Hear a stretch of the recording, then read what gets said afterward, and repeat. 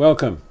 Welcome to the Story Matters. This is a time for us to focus on story and to talk with one another and to be able to see what story means for us in such a deep personal way, and also what it means for us in the great humor of our life.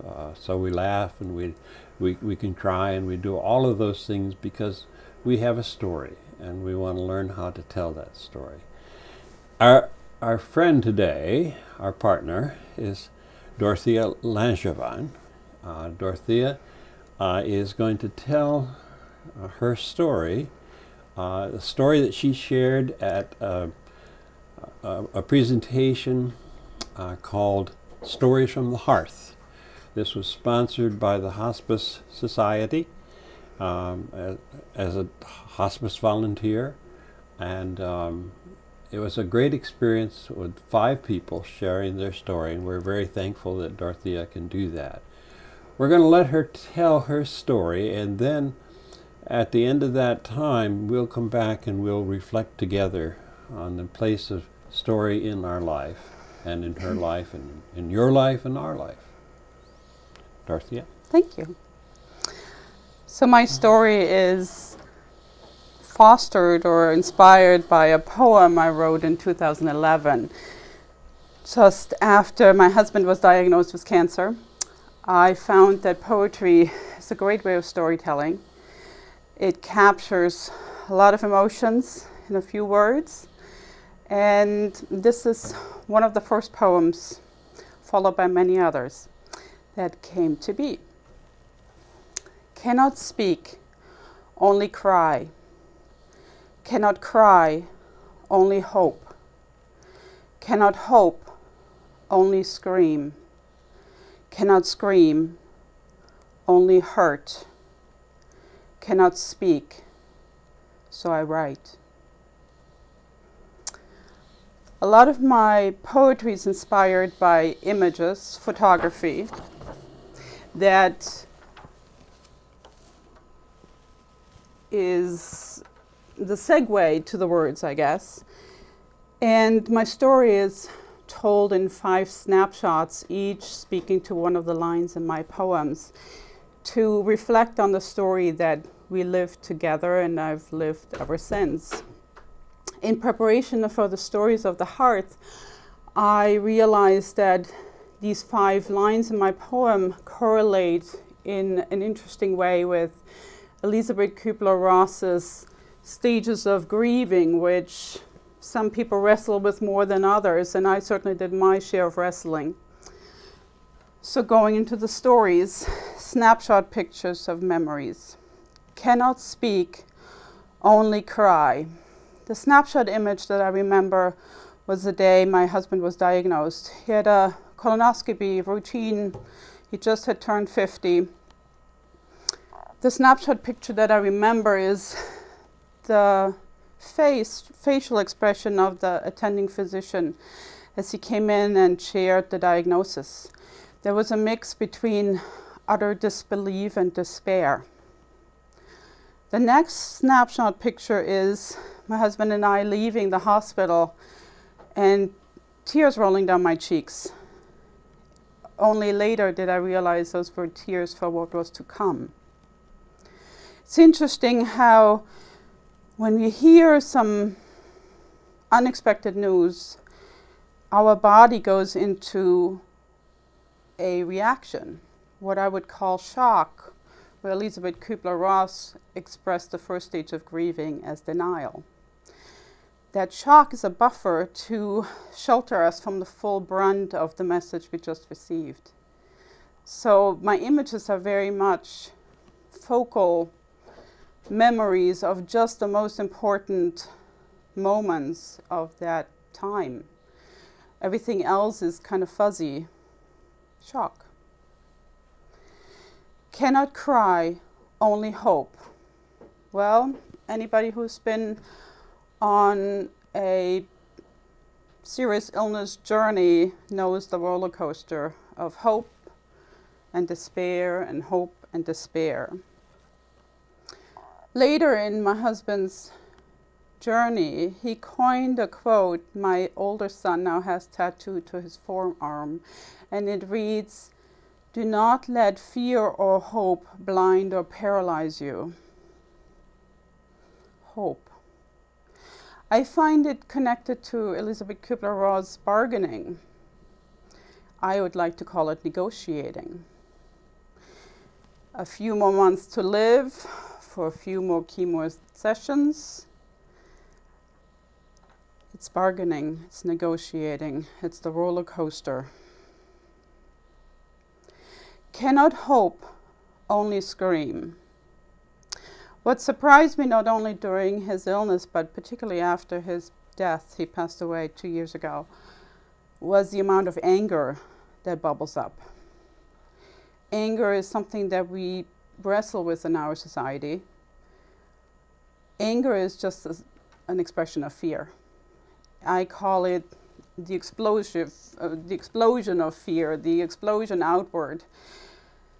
The picture that comes to mind is 100 plus medical treatments for my husband, many surgeries. And in the hospital, when you have an outpatient procedure, they put all the belongings of the patient into a plastic bag, and you get that bag handed back to you at the end.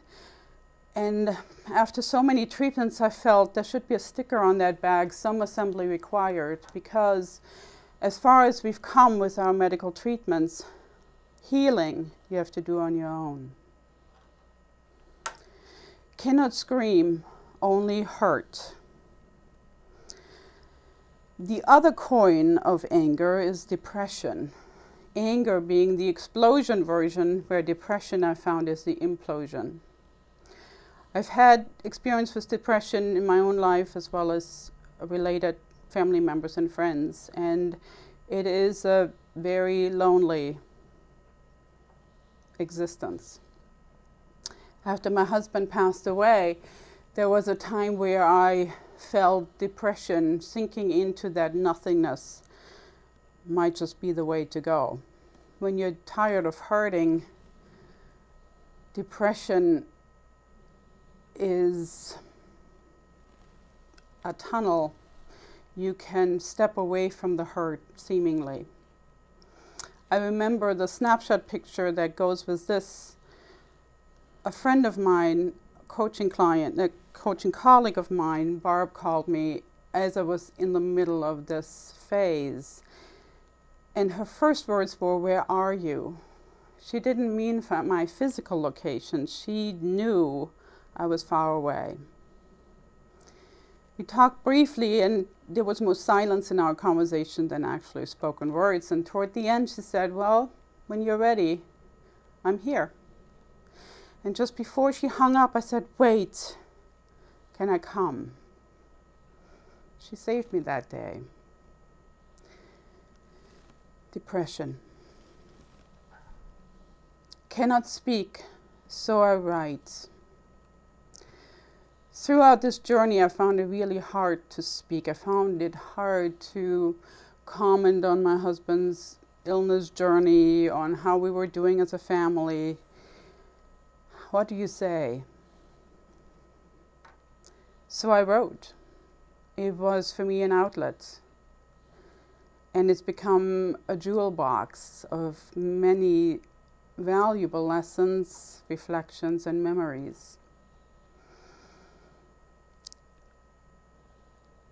The acceptance is the fifth stage, as Elizabeth Kubler-Ross explains it. And the snapshot images of that, my husband's biggest fear was to be abandoned in a hospital dying on his own. We were not going to let that happen. He was able to die at home with the support of hospice, surrounded by loved ones. The evening of the day that we signed him up for hospice, he melted to the floor. He had been in bed and his legs could no longer support him. However, he kept scooching toward the bathroom on his behind, with each scooch saying, I'm okay, I'm okay, I'm okay. My logical mind said, what's okay about this? However, I learned through my work at hospice that dying speak in symbolic language, and the words he was uttering, I'm okay, was a message. After his death, our wonderful hospice team helped me wash him, and we wrapped him in a sky blue bed sheet, the color of his eyes, the same color of my eye, the eyes of our sons. And every time I look in their eyes, I'm reminded, I'm okay, we're okay.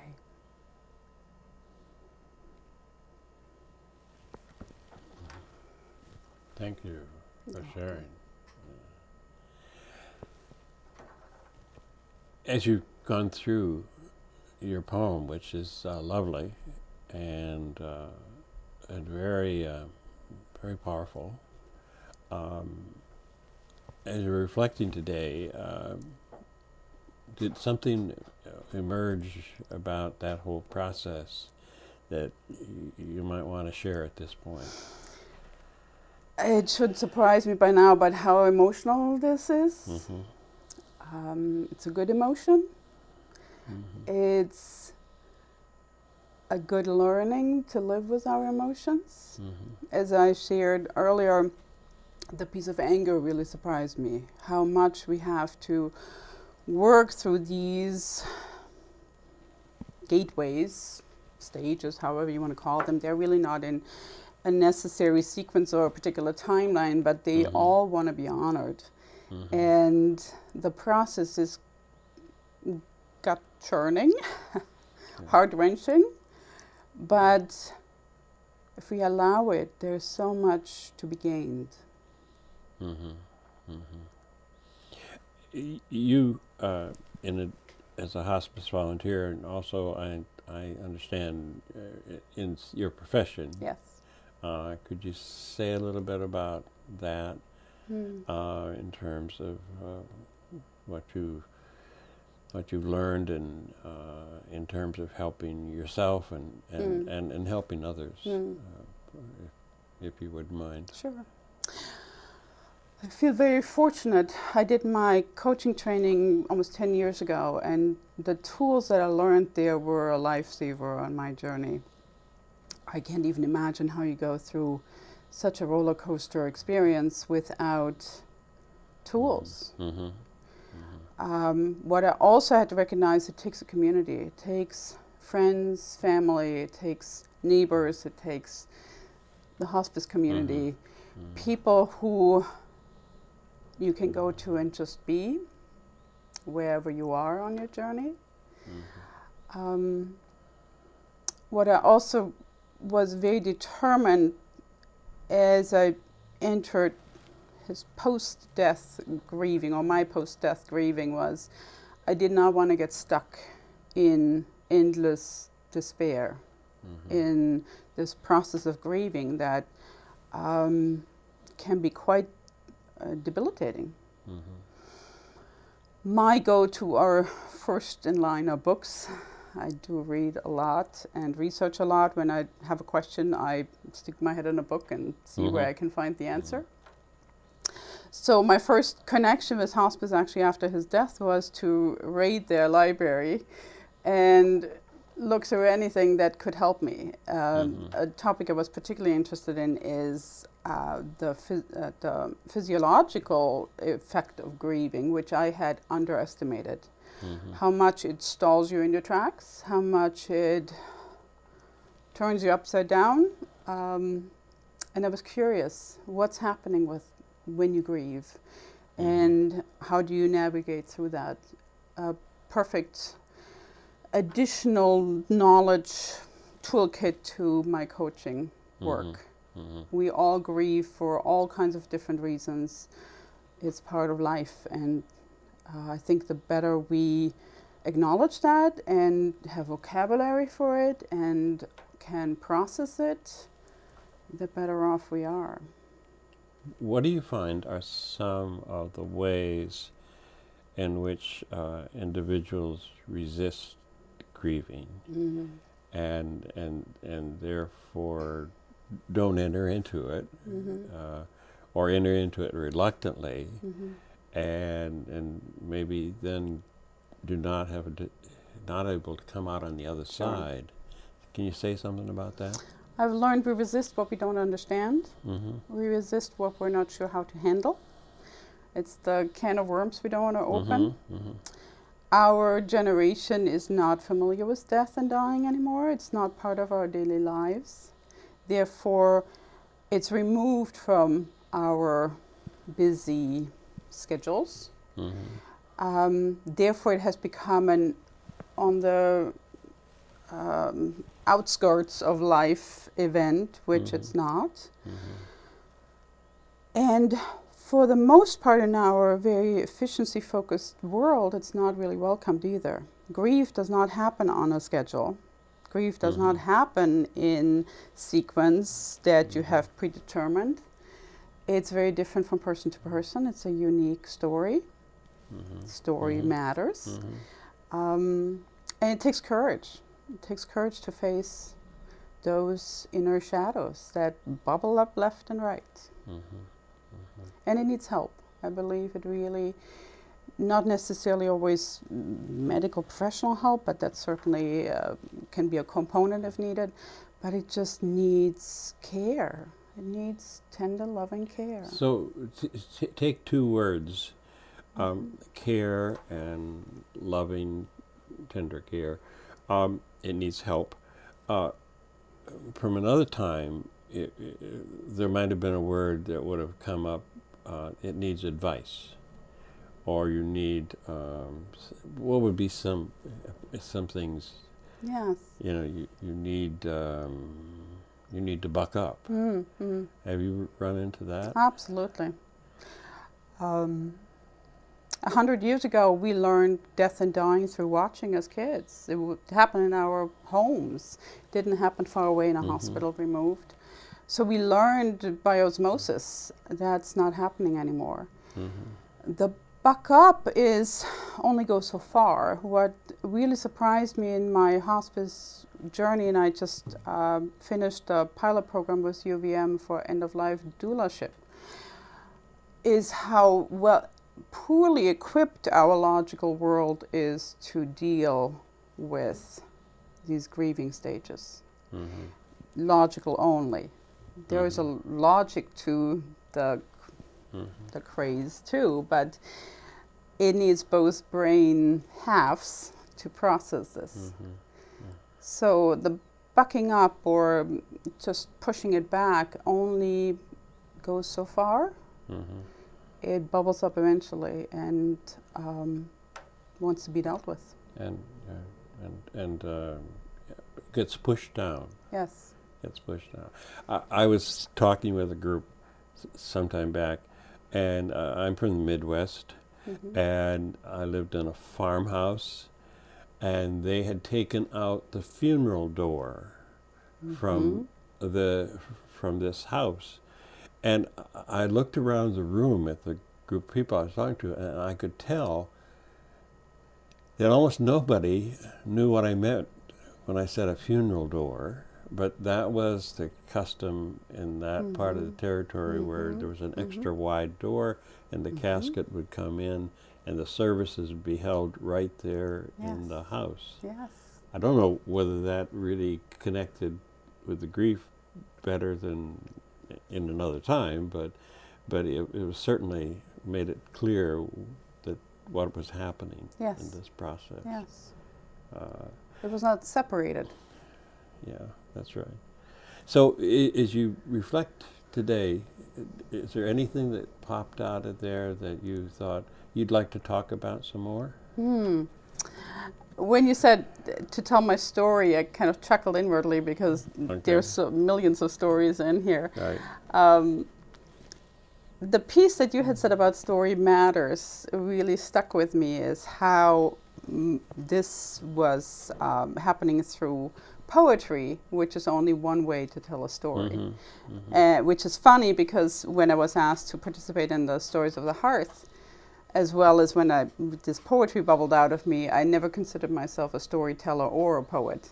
Okay. that was not on the Oh, you discovered on the two things at once. I did. My, I'll tell you. That's And great. I think Story Matters helps us to discover a lot about ourselves. Stories for me are very reflective work. The other memory that pops up is my dad was a great storyteller. We had a camper, and evening entertainment was stories from his youth.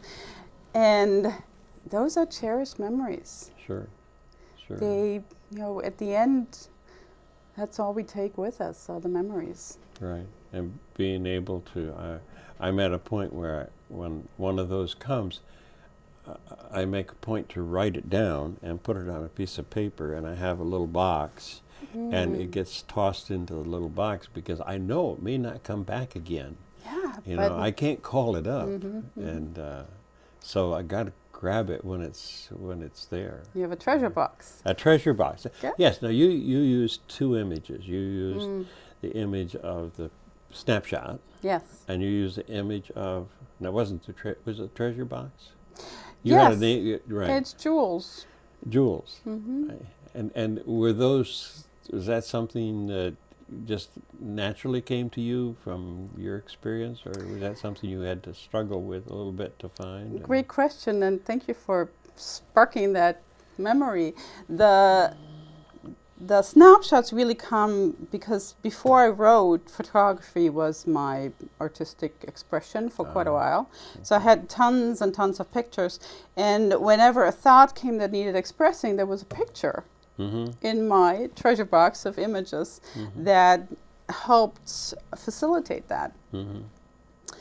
And I mean, this is just a stack of what I brought, of what came up in these last 5 years of images sparking words. The other piece is one fond memory growing up was roaming through my mother's treasure, jewel box. Or a jewel box. Or through a box of buttons, and each button had a story behind it. So it's this. I can identify with that tactile because piece. My mother's sewing basket was the one thing I really wanted when we were breaking up her house. Yes. And they sent me, my sisters sent me this old basket, and I thought, oh my, they missed it, they misunderstood. But no, then down underneath this box, and I thought, well, that's my impy sisters. they're catching me at this time, you. and then okay, yes. And so great images, right? Yes. Great images. Yeah. As you work in this field and as you work as a volunteer, what would you say to anybody who might be watching and listening to us? What would you say by words of encouragement to move forward, or to move on? Move on from grieving, or to move. Maybe move on is not the right word, okay? But moving forward, I'm trying to find the right word here too. That would be helpful. Yes, the hospice volunteer work came after my husband passed away. I did the volunteer training shortly after he passed away, and the training actually was giving me again tools and insights that I didn't have before. I think my piece, the jewel that I want to offer here is in my work with hospice, with other patients and families, there's a jewel hidden in every story. It might not be obvious at the beginning. And as I said in my reflection here in my poem, toward the end, a lot of the words we get from the dying are often symbolic. They might not make sense right away. We might not understand fully because they speak through a different channel. But when we can figure out what it is they're trying to say, it's the biggest light bulb effect that lights your way forward. And it calls for being present, right? Yes. And so not to be so concerned about what to say, but being concerned about how to listen. Yes. And maybe how to watch. And the good news, when I said earlier, we no longer have a lingo present, our bodies know what to do, as the dying, as well as the ones around the dying. I think we have it in our DNA somewhere how to do this. It's like giving birth. Our bodies know what to do. The same thing happens at the end of life. Our bodies know what to do. So it's more this letting go of the churning of the mind, trying to figure out what the protocol is, to just being in the moment and allowing that presence as a gift for the patient, but also as a gift back to you. That's a good way for us to say thank you, and to appreciate that we appreciate this time, being able, hearing your story, and being able to reflect together, and we're grateful. Thank you. Thanks for having me. We are glad you could spend this time with us. You can find us on the website,